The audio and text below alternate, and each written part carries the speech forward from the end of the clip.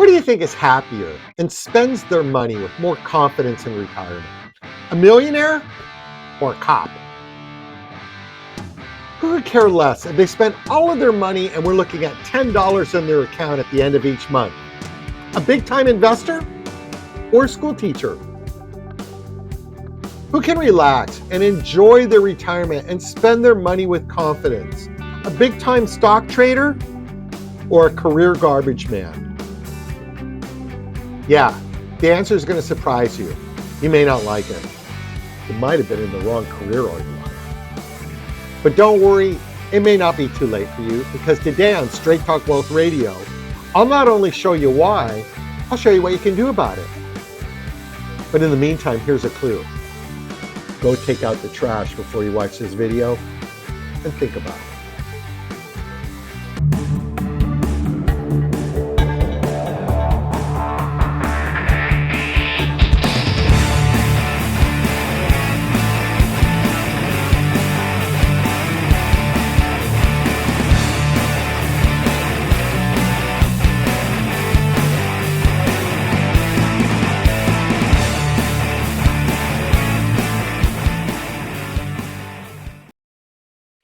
Hey, welcome to another edition of Straight Talk Wealth Radio, video on YouTube, radio, video, whatever.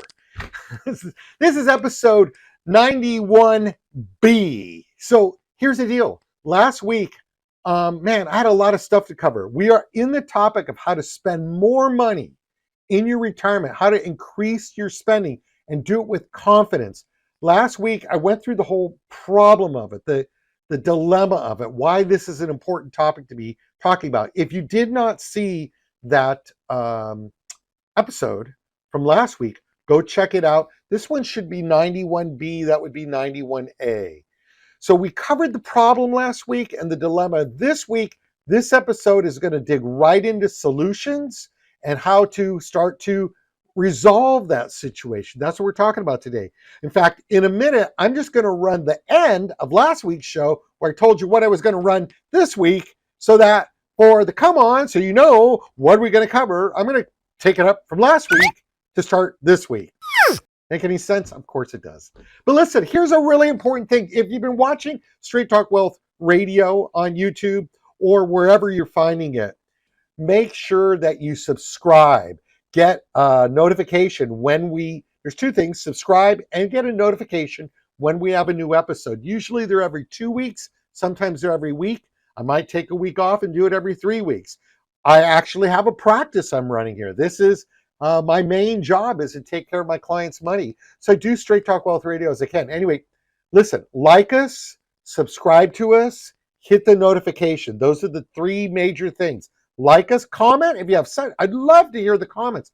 I will respond to every single comment. So like us, comment on it, subscribe to us, and help us grow the audience on YouTube. With that note out of the way, housekeeping, we're going to go back to the end of last week's episode where I told you what we're going to cover this week, and then I'm going to cover it.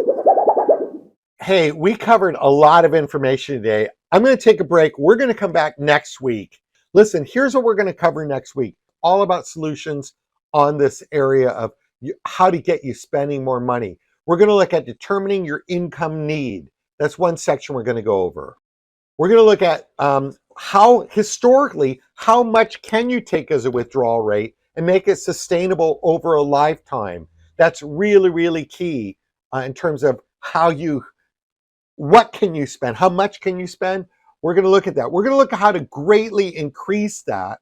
And I'm going to show you first of all, we're going to cover the government reports that were done a while ago. I mentioned earlier in this show, we're going to go over several reports on how to increase income that the government wants you to know and that the Alliance for Protected Income also wants you to know. So we're going to cover that.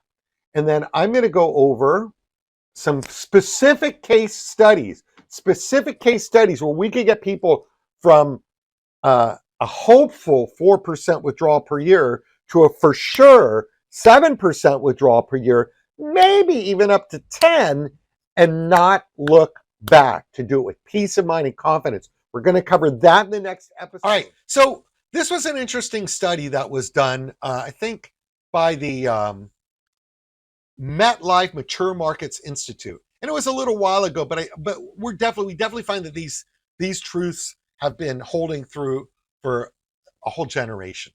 They asked people, first of all, they surveyed who feels confident in their retirement. And they found an isolated group of people that said, I'm very confident about my retirement. So then they asked them, why? What were your reasons for feeling confident? Now, 3% were miscellaneous. 26%, go back on this for a second. I want you to think about this for a minute. Why do you think that people who said they were confident felt that way? Why do you think they said that? Just wanted you to get that in your head. Well, 26% said they can work if they need to. Now, I find that a little weird. I'm confident in my retirement because I know I can go back to work. I guess in a convoluted way that could make some sense. In another way, sounds like schizophrenic. Okay. All right. Others said that they could liquidate their assets. So what that means is they've got solid assets. They've got things that they own. Might be a second house, a vacation home. We could liquidate that if we want. Me and the missus could, maybe in our 80s or 90s, we could give up the vacation home. Maybe it's gold bars in the attic. I don't know. But whatever it is, it's some hard asset that they can liquidate that gave them a feeling of confidence. Other ones, 51% said they just had sufficient savings. They've saved enough. So drum roll. What do you think the number one reason that seniors who felt confident said they were confident? It's because they had a guaranteed stream of income. This goes back to that Bob Hope generation that we started with. They started out, they didn't necessarily have lots of assets. They didn't necessarily think they were going to go back to work, but they had a pension that was a pooled risk amongst all the pensioners. Some people died early and they didn't even get the money back out of the pension that they paid in, while the others, if they lived a long life and all the money they ever put in the pension was gone and they had collected it, they were still getting checks. And by and large today, we still find that having a guaranteed stream of income is the number one reason why people who are confident in retirement feel that confidence. So think about this. Spending with confidence in retirement. Here's grandma, and grandma wants to go on a trip around the world. But before she goes on that trip, what is she going to be asking herself? What can I do with this? I'm retired. I have fixed income. Can I spend $10,000 on it? Can I spend $20,000 on the trip? Can I spend $50,000? Now, if you have a portfolio that's constantly fluctuating, how the heck would you know? Okay, so you got 50,000 this year, and then how much next year, and I might lose some in the market, and it might go up more, and I could have spent more. How can you know that? If all the other factors are in motion, how can you know if you don't know how long you're going to live? And your longevity risk is multiplying all these other risks. How does grandma spend with confidence? So let's talk about who does spend with confidence. So one way of having income is to have a big wad of money, have a bunch of assets. We call that managed income. And you take your assets and you try to get your stock portfolio looking good, and you got your bond component, and you're trying to get a good mix, and you're just trying to keep that portfolio going. And in the end, if you're lucky, there'll be $1 million left over, so you were always safe. You could have spent a bunch, and the kids get a nice inheritance. That's good. And here's, I guess, the scenario. You're working with the market and you're working with fluctuations. All right. Then there's people that have mailbox money. They just have a guaranteed income or a pension, like we discussed before. Who would that be? Well, these guys are one group. And I've had both of these types come into my office. And I've seen cops do some of the most stupid things with their money. Stupid businesses. Not that cops are stupid. Thank God they're around. But people that have this mailbox money, sometimes I've seen them start dumb businesses or do something corny or buy a bunch of vintage cars or something, and they blow it, and it wasn't a good investment. Do you think they care? They have another check coming in next month. So of these two people, someone who has to manage a portfolio and watch it fluctuate, or someone who's at least their bills. And you want to know where the combination of these comes in? The combination is, I've got plenty of clients who have a big wad of money, but they manage their bills and they manage their income for retirement with mailbox money. And it puts that divide between the two, and it puts a firewall on the investment income, or on the investment portfolio. So what it's doing can be managed as an investment portfolio with a long-term look to it rather than short-term concerns. And most of them start out with a long-term buy and hold or whatever, but they're looking at the market and the long trend of where the market goes. And then they get into retirement and they realize they can't look at it that way.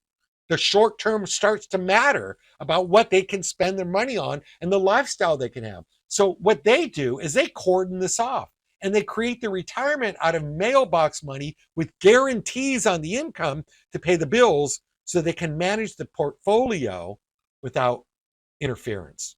So if these two guys, let's say they're 100% in on managed, 100% on mailbox, which one do you think is happier in retirement? Who do you think can plan their life more? Who do you think can actually take chances? Now, this isn't just a slide. We just see it all the time in our office. So this is a list slide. Determine your income need. All right. So first you have to figure out how much income do you need. Average annual household income for fully retired male retirees in 2016 was $48,000. Single individual, 19 in 2016. You could just about you could probably add 50% to that now. So between 2016 and here in 2024, probably add 50% to these at least. And that's an average income. That's not doing so good. Okay. I can't remember why I threw that slide in, but whatever. Let's just look at where that income comes from. So at least for those people, I see why we put in there. Because for those people, they're living this way. They may have 14% coming from pensions, 61% is from their Social Security, 25% is other. If they don't have a pension, now they're looking at roughly 39% is coming from others. And if you go back to that Wall Street Journal article, which we'll cover another week, it said something, oh my God, it said something like, if I remember the stat right, something like 50% of late boomers had $250,000 or less for retirement. So that's what this is significant of, is people that are making that kind of income in retirement or living that way. This is how they're doing it. Largely Social Security, and either they got a pension or the rest is coming from their savings. They typically have meager savings. Average annual Social Security retirement income is $16,848. Again, I think this is 2016. This is an older slide that I got, but it was pertinent to today's issue. So bear with. We'll just consider the update on the dates. Remains the most important source. Social Security remains the most important source of retirement income for the average retiree. Access to pension benefits for those who have them will shrink by half for each future generation. And employment earnings, interest, dividends, and others make that up. All right. So, potential pitfalls to traditional retirement planning. Lack of guaranteed sources. That is the biggest pitfall we see today. Nothing's guaranteed. Asset allocation and 4% rule are often used. We're going to talk about that in a minute. The 4% rule is really important. Remember that third risk, the rate of withdrawal risk? That's the 4% rule. Talk about that in a minute. And by the way, stay tuned. Don't zone out on me here, because I'm going to show you how to beat that tremendously. Like, you don't even get this yet. These will all come together where I'm going to increase, almost double that rate, that withdrawal rate, and do it with guarantees and eliminate longevity risk off the table and eliminate sequence of returns risk. I'm going to wave a magic wand when I am done with this, and I'm going to show you how we eliminate all of that. So let's talk about this 4% rule. A historical assumed safe withdrawal rates. So this assumes you're withdrawing, you're inflating your withdrawals a little bit like the previous schematic we did. And in October 1994, William Bagan did this whole study, and it had to do with portfolios that were like 60-40 and stuff, stocks and bonds, and how to manage, how to set the portfolio up correctly for good management over your retirement years, and what rate of withdrawal you could start at. And he was saying, when you're 65 years old and you have $1 million, do not take more than $40,000 out to live. It's a little rough to sit there with $1 million and realize you don't dare take 40,000 out because you're playing with fire. But that's what he came up with. Now, remember what happened to interest rates after the tech bubble. They've been falling and falling and falling. So the bond component of that 60-40 mix, or whatever the mix was he had, was shrinking in terms of its potential. So by January of 2013, Morningstar had said, right now, really, if you're starting retirement and you've got that bond and stock balance, you shouldn't be taking more than 2.8% out in the first year. So $1 million portfolio, and Morningstar saying don't take more than 28,000 right now to live on. It's like, what? But we've gone over this. You could live to 100. You don't know how long that money's got to last. Wall Street Journal said in March of 2013, make it 2%. And what's this one? October of 2015. I don't remember what the source was on this. Anyway, there was another source said 1.49. 1.49. Now, the good news is that interest rates have climbed. So we are back out of the cellar on interest rates. But how long is that going to last? And how do we parlay that? What are we trying to do now? Do we just have more of a, what are we back to 4% now? Oh, maybe take liberty and go with 5%. It's still measly. And I'm going to show you that all of this, and the other thing that holds these rates so low is the longevity risk. But it is the risk of longevity that they don't know. Let's put it this way. Here's another way to ask that question. If you knew the day you were going to die, you knew that 5 years ahead, how much money are you going to leave in your account the day that you die? And that's when they say $5. Problem is you don't know when you're going to die. And it is longevity risks that causes these low rates of withdrawal, because you got to make sure that portfolio can sustain for the 30 or 35 years that you don't know if you're going to live or not. All right. So first of all, a little 10,000 foot view concept here too is that in retirement, 30 to 45 years prior to retirement, you are in the accumulation phase. 5 to 10 years prior to retirement, you have to begin to preserve what you've got. If you have a major loss that close to retirement, you're going to have to set back your retirement date. And when you preserve and distribute, it's all about how many years. That is the bottom line. And everything else you are doing boils down to how many years you have to keep doing it. Whether it's preserving, whether it's spending more, whether it's balancing that portfolio, whatever tricks of the trade you're using, the main part of that calculus is how many years are you doing it for? There's retirement. Crucial period. All right. Now, first of all, the government's been thinking about this for a while. The GAO did a report. This is in 2011. We still keep this around. It's an extensive report. And they basically say today, a husband and wife, both age 65, had about a 47% chance that each one of them is going to live to their 90th birthday, and a 20% chance of living to his or her 95th birthday, In addition to the risk of outliving one's assets, the sharp declines in financial markets and home equity during the last few years, of course, this was back in 2011, right after the bubble burst, and the continued increase in healthcare costs. We're not even talking about all the things that go into all these concerns, healthcare costs, and it's another slideshow, has intensified workers' concerns about having enough savings and how to best manage those savings in retirement. This was one that was done later in 2012. It was the Executive Office of the President Council of Economic Advisors. And in the past, those retirees receiving employee-sponsored retirement savings benefits typically did so through a defined benefit pension, which supplements Social Security income by offering. Anyway, these just go into how much doo-doo the baby boom generation is in because this key element of retirement has disappeared. I want to go to this study that recently came out, and I captured it. And I just did some highlights on it. And it's to finish the point. Then I'm going to give you some solutions right after this. Okay. This is as of June 2024.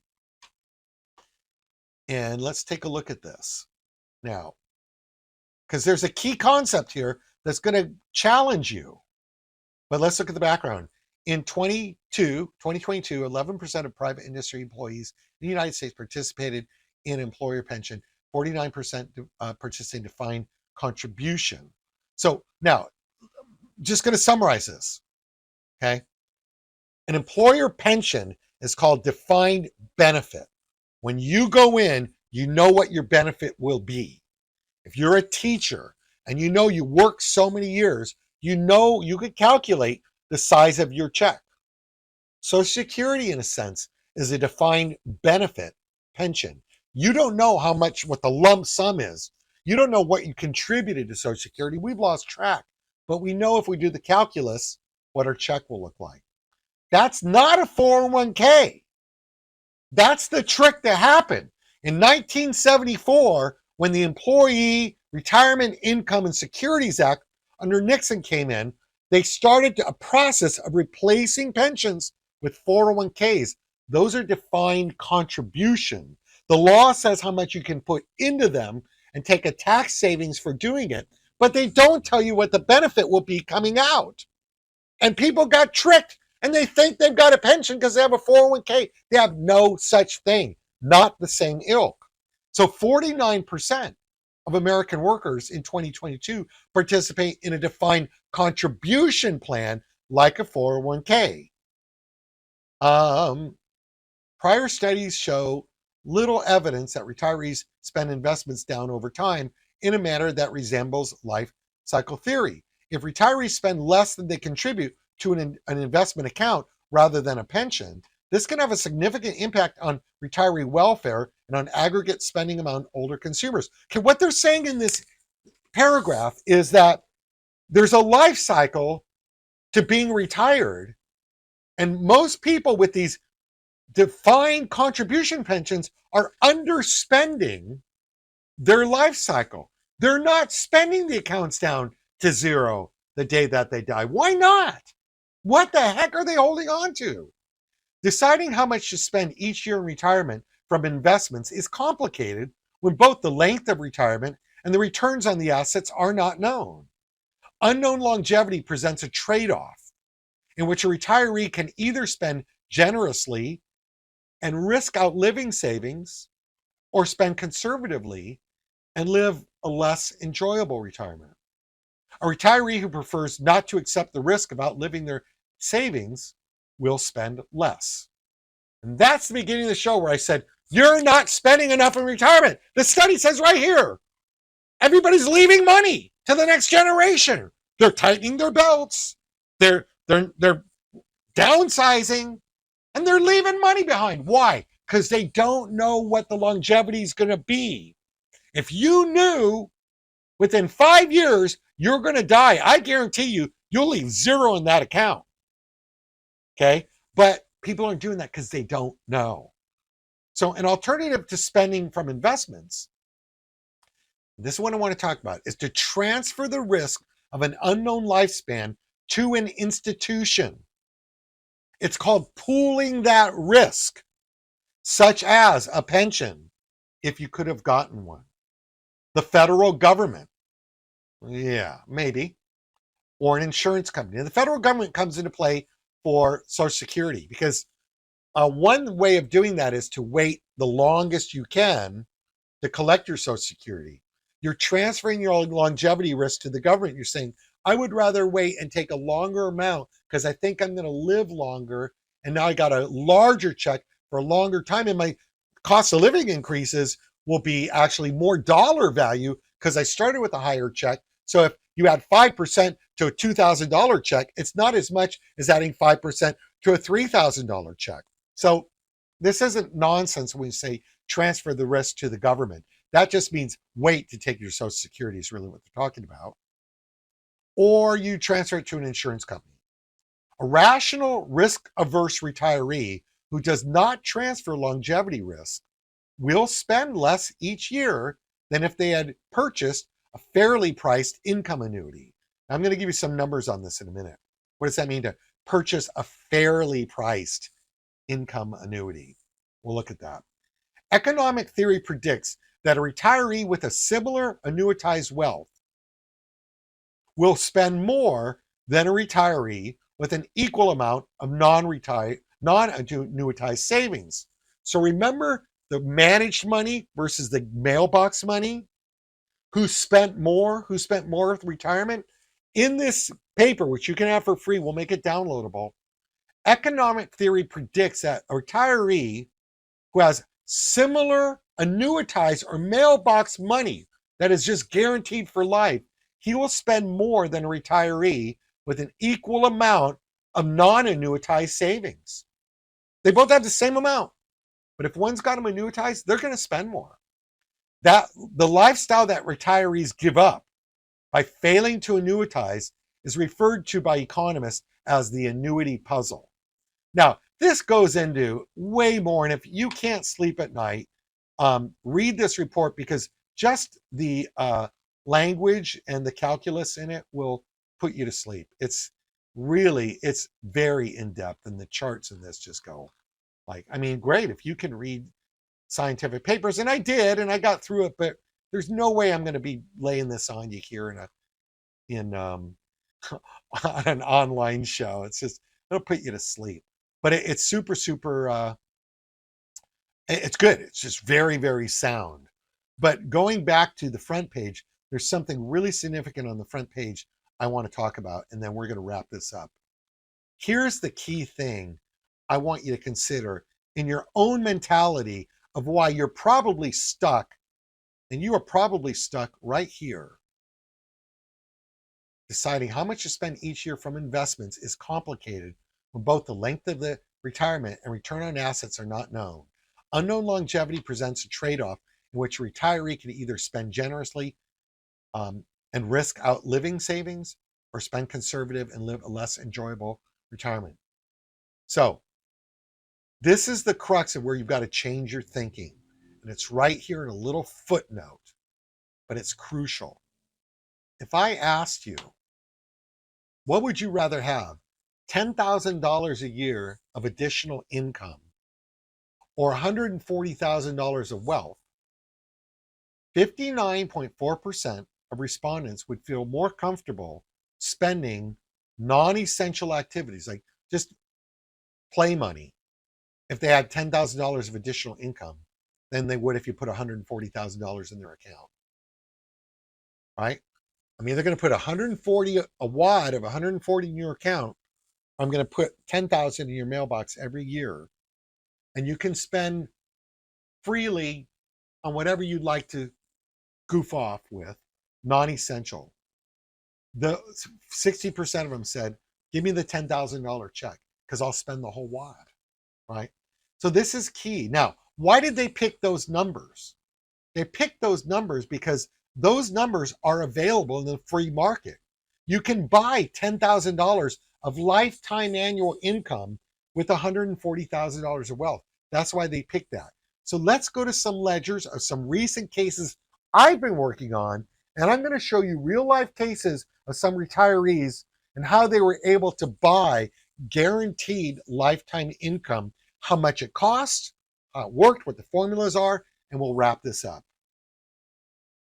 Okay, so what I'm going to attempt to do here is show you the current state of what is available when people want to buy a pensioned lifetime income account. How much growth over time can they expect on it? How much income can they expect to get? Like, is it going to be a 4% drawdown? You could have done that with a regular portfolio. It better beat that. How high can we get on the actual guaranteed withdrawal amounts on the account, withdrawal rates, which if you didn't get it on this video, watch last week's video. We talked about withdrawal rates. So I'm going to demo this to you and show you how these work and show you some numbers on the current states. Some of these will have an inflationary potential on the income where the income will grow every year. Some of them will be flat. But I want you to understand how incredible the deals are on this, as opposed to trying to pull income out of a portfolio with the restrictions on trying to keep the portfolio alive. The intention on these and the reason that they do well is because it is planned when you buy one of these sort of pensioned contracts from a life insurance company that knows how long people are going to live and what risk they're taking, that some people will live long while some are short. The point of it is you're going to spend all your money down, and the day that it's spent and you're still alive is a happy day. It's like when you burn the mortgage. You now have, it's all not your money coming out of the account. That's been exhausted. It is the insurance company money backing you up on the risk that you lived too long. So let's take a look at the actual current state of what is available in the market on these. It's going to change, as I've mentioned before, by the way, as interest rates drop, the Fed drops rates, these contracts will not be as good as they are today. So if you like what you see, act now and reach out to us and we will shop rates and get you the best deal we can get you. Okay, so before you see these ledgers, I need to help you understand what you see when you see a ledger. And the two biggest distinct differences you must understand is what's called the accumulation account versus the income account. So I want to demo this for you for a minute so that when you see the ledgers, you understand what the numbers mean in the ledgers. You have accumulation versus income accounts. All right, two different types. The accumulation account, I call it the real money. That's the real value. If you close the account, you want to walk with the money that you put in, how much you're going to get back, how much is that going to grow? The other account is an income account. The income account is not real money. It's formulary. It's going to be sort of like internally, if you were a teacher, you might know a formula. For example, if I work so many years, I get XYZ of my current pay. And you're working a formulary to get that check as large as you can get it. You may or may not even have kept track of what you put in to the state teacher's retirement system, which would be kind of the accumulation account. You don't even know what your real money is, and you'll never see it in a state teacher's retirement account system, although you will in these insurance accounts. So that's a different thing. I'll cover that in a minute. But the point is, what you know in the teacher's retirement is just the formulary. You just know, what have I got to do to get the biggest check possible?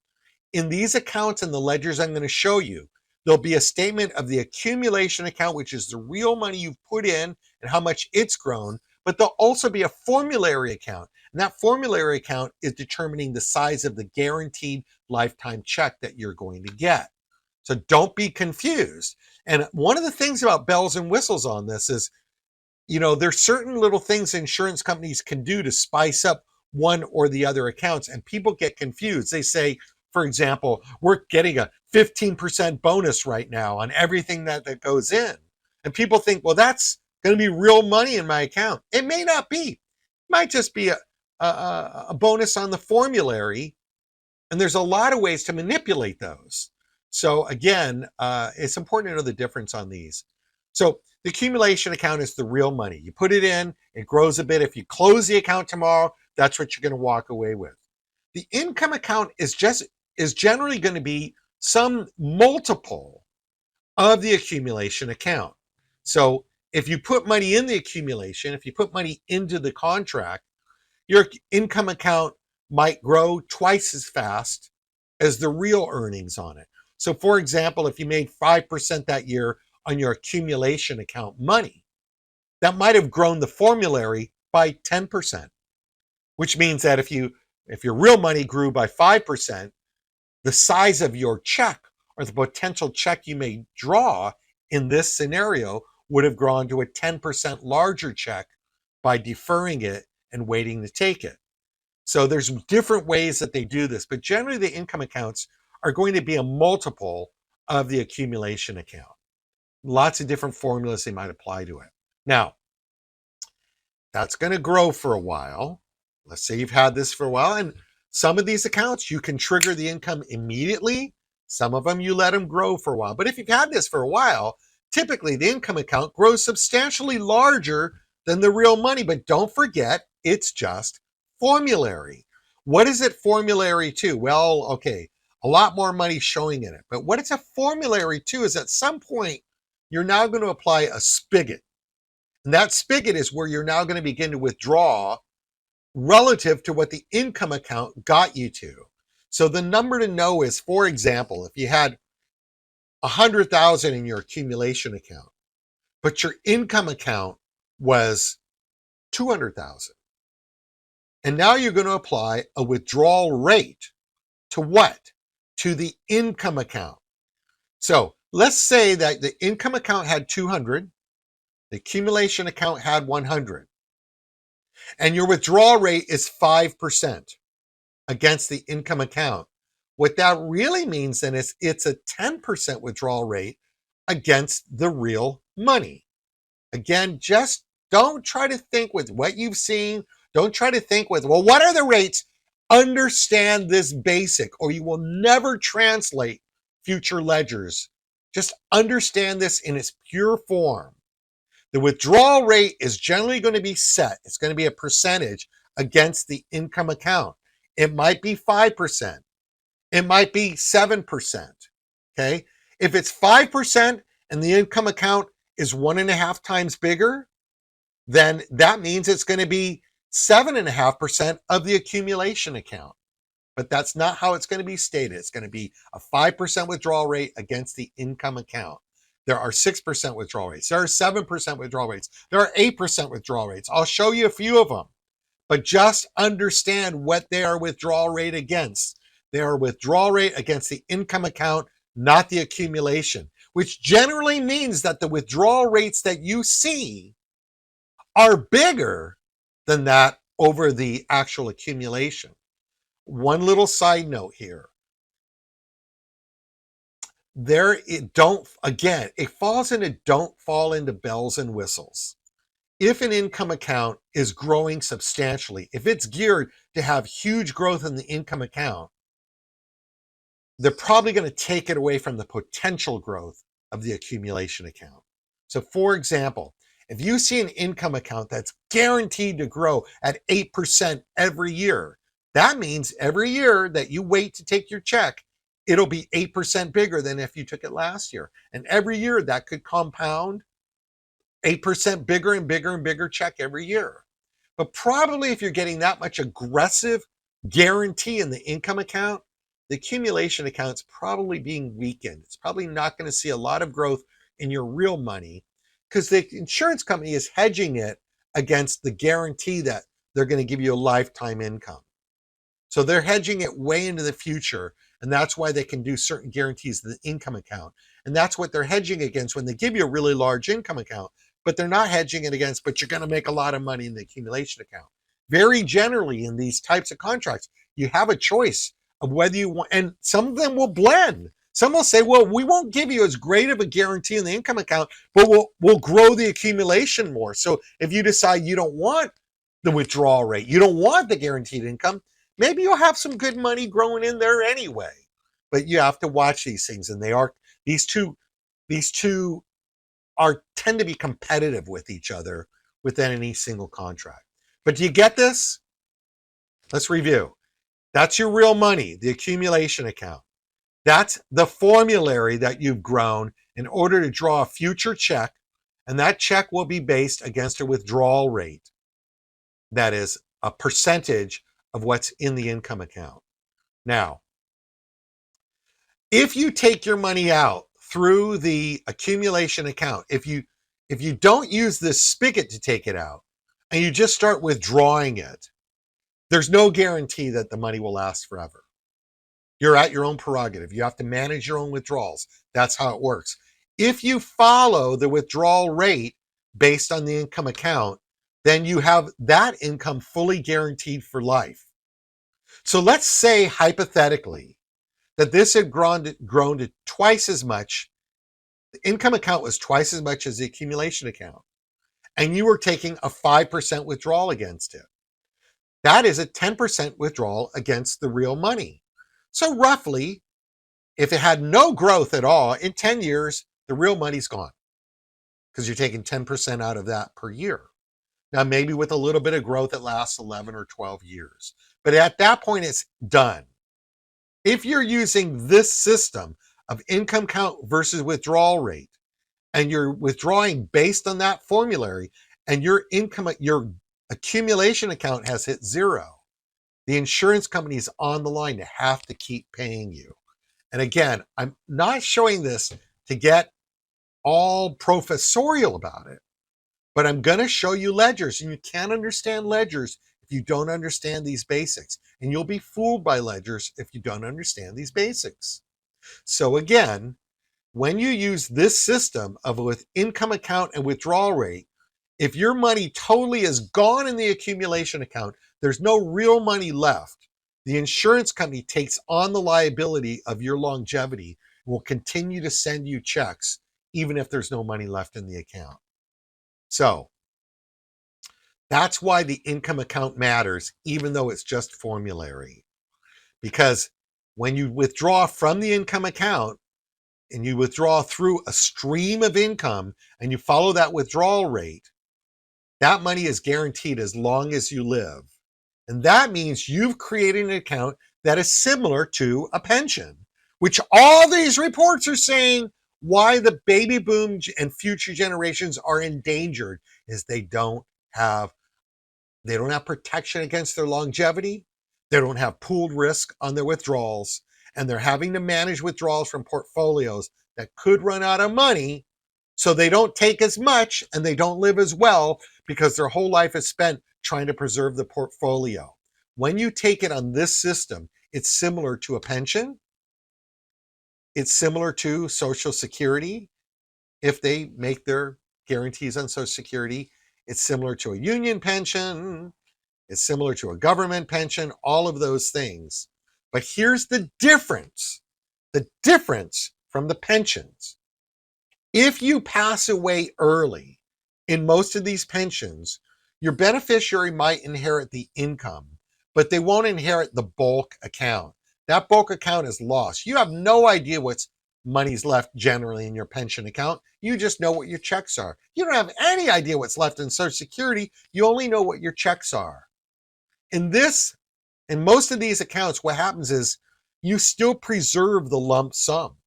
The actual money is still there. It may be drained down, but if you die before it's all spent out, generally your beneficiaries will at least inherit what's left. So you're guaranteed to get all of the money out that has grown in the real money.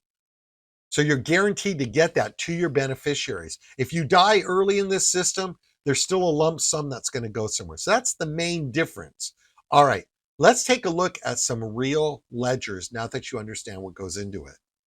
Okay, let's take a look at this case. Now, mind you, I have to make sure I don't show any company titles or anybody's name here, because if I show you a company title and it represents their product, all the disclaimers and disclosures have to go with this. So take this as just education on how they work. This very chance possible that these rates could be expired and have been reduced by the time that you see this. So, but in this case, let's now read what I've shown you. We have $350,000 going in. This is a 68-year-old client, and she puts in $350,000. Now, on the benefit base, which is the income account, just a different name for the income account, they're adding a 25% bonus to the formulary. It's not the real money, it's the formulary. But this still matters. They had a 25% bonus. So right at the start, 350,000 in the income account turns into 437,500. And we're not showing any withdrawal of money in the first year. We're going to let it sit for 1 year. Okay? At the beginning of year 2, that will now have grown. Now it's growing at 8% per year guaranteed in this illustration. No, let's see, benefit base at 7% a year for 7 years. So the growth of that benefit base is guaranteed at 7% a year. So one of the factors of how much my money is going, how much will that check that I'm waiting to get grow every year that I wait before I start it? It's a guaranteed rate of 7% for 7 years. So here you see it's gone up 7%. 437 turns into 468, 125. The withdrawal rate against that at that point is 7.4%.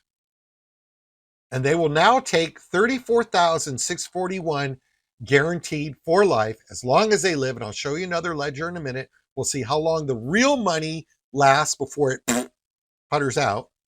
But the point is the payment is 34,641, period. Now think about that. That is almost 10% of what she put in. She waits 1 year, let's call it 9%. She's now guaranteed a 9% withdrawal rate against her real money. The formulary doesn't quite tweak it that way. The formulary is, well, we added a 25% bonus to the formulary. It grows by 7% a year. And every year that you wait, the withdrawal rate inches up 10 basis points as well. So if she waited another year, then her income account would be 500,894, and the withdrawal rate would be 7.5%. That means if she waited a second year, at the beginning of the third year, she could start taking out 37,567 guaranteed for life as long as she lives. You're now, what's that? About 11% withdrawal rate against the real money that she put in. Okay, so fully guaranteed. There's no doubt about what's going to happen here. Now this has an extra feature. It's a little bit of interest. If she became had to go into a if she needed home health care, this just happens to have a home health care extra feature. There's details to this. Don't consider this a full briefing on it.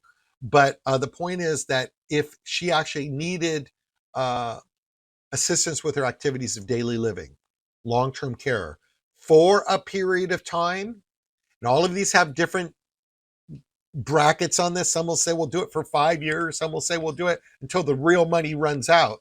But this has the potential of doubling the income if she actually winds up needing long-term care at home or even in a facility. If she needs long-term care, this will double the income for a period of time.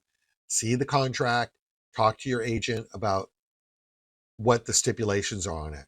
But this is immutable. This is just how it runs, and it's fully there as part of the contract. Now notice after 7 years, this money's not growing anymore. So pretty much this is, when you go to shop these, this is a product that you want to know that you're tapping the money within the first 7 years or 8 years, because after that, your benefit base is no longer growing. So that's part of how they leverage these things. Now, let me show you this in a context where you've got more of a, I want to show you the accumulation account, projection, and this going on at the same time. And just a little setup here. In the illustration I'm going to show you, our client here waited until the beginning of the 5th year. She waited 4 years and then she started taking her money. So at that point, the income account is up to 473 from the original 350. The payout, the withdrawal rate against that, which is a very accelerated amount, is 7.7%, which means she's guaranteed 44,157 per year for the rest of her life. But I want to go to the other ledger just to show you a few other dynamics going on. Here's the 350 going in, and here she is taking out 44,157 for the rest of her life. And I think they're showing here, look, She lives to age 100. It just keeps going. It never stops. It can't stop at all. Now, this is a fully guaranteed ledger. So this assumes that the accumulation value literally made no money at all. There's no gains in it, which is pretty unlikely. It will usually tie to some sort of equity index, stock market index with some governors on it. It can't grow too fast, but it will have growth usually. I'll show you another ledger projecting some growth. But in this case, what we can guarantee is a scenario where there is no growth. That's what we want to get down to. We look at the bare bones of this. So what you're seeing here is you're seeing the accumulation value here is down to its last year when she's 79 years old, and there is no further money left. Now, I can guarantee you the insurance company is figuring, and there's a little bit of, there's a little bit left here. Okay, let's call it 32,197 in the 12th year when she's 80, and then that's gone, thoroughly exhausted. All of the money's thoroughly exhausted, right? If she dies after she started taking it, here you see that her beneficiaries will continue to receive whatever cash is left in the account. They will get that. They don't forfeit that. But once the cash is gone, then there's no death benefit. There's only her staying alive and betting on her own longevity. And this is a woman who is a Pacific Islander, and her family all lives into their 90s because they eat well or something. So this is a cash cow. This is how you make longevity an asset class that you invest in. It is literally, the more you live, the more money you make. You can't run out. All you can do is live next year and get another check, live next year and get another check. It's a longevity asset that has no tie to what the stock market's doing or interest rates or anything else. It's just locked in a contract. It's a bet on your longevity. It's an investment on your longevity. Now, just for kicks and giggles, I'm going to go to a non-guaranteed ledger. This one's just projecting some growth in the accounts. So your interest earned, you're making some interest now in it. And so instead of petering out and having no money left when she's 80, it peters out when she's 83 because of these withdrawals. None of this changes. It's still the same withdrawal. It's just the money has lasted a little bit longer if she does pass away for her family, or if she wants to close it. Mind you, this is a really important point. She can stop this at any time and just walk with the cash surrender value of the contract. So if she's taken it for 4 years here, and then she just goes, great, just give me my 302, she can walk with that money. She's not obliged to have to take it that way. But what she's protecting herself from is that if she does take it, the money can't run out. Show you a couple other examples. We're going to wrap this up. Okay, as a comparative here, what I'm going to show you is one that actually has an increasing income that is tied to the consumer price index. And that one will raise the payment up to 5% per year in accordance with the consumer price index. So if inflation is at 5%, they'll pop your payment up 5% higher, but always trade-offs, always trade-offs. So I wanted to show you real quick here in the 4th year here, after 3 years, at the beginning of the 4th year, because that's what the other illustration is going to be. We see on this one a flat payment of $40,733 guaranteed on that $350,000. $40,733 is a flat payment at that period. Okay, after 3 years, the beginning of the 4th year. Okay, on this one, just a different approach. It's only guaranteeing 29,804, right? Substantially less. But what does the client have here? Well, if inflation is at 5% per year, you see that payment rising. So they could get this thing up to 46,000, and there's a limit, and generally that limit is where it runs out of money. When the real money runs out, then their inflation increase doesn't work. But where the other one was 40,000, they start at 29, they get to 40,000. It does take 1, 2, 3, 4, 5, 6, 8 years to get up to the 7 or 8 years to get up to past the 40,000. But then they have potential, and now they're getting 46,000 for the rest of their life. So they may opt for this. We'll see. But these things all have different methodologies to do it. But the point is, any of these, what have you got here? This is I think this grows at, the base grows at 7.2% per year. And you can see the withdrawal percentages right there. So the point of all of this is you can beat the 4% rule.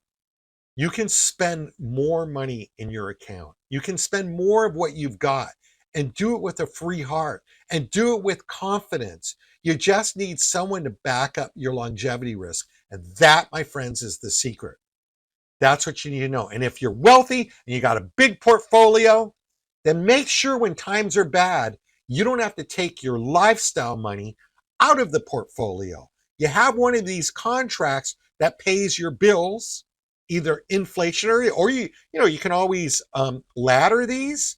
So if you want to take the level income because it starts more, you can get several of them and pop one off in 2 years for income, another one in 4, and another one in 6. That's another way to increase your income over time. But it lets you put a firewall over the portfolio so that you know where you're paying your bills, and the portfolio is your fun money. It's the other things that you can achieve great things with in your life, or for your whatever you want to do with your potential growth. But it's not threatening your lifestyle if the markets fall or go up or down. It doesn't change anything. That's all locked in. That's the moral of the story. If you want to see any quotes, if you want to see how this could work for you, reach out to us, Bruce at Straight Talk Wealth. Just email me directly, Bruce at straighttalkwealth.com.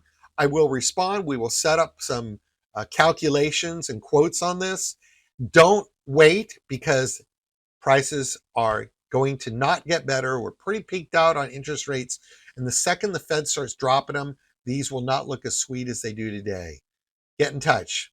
Hope that was informative. See you next week.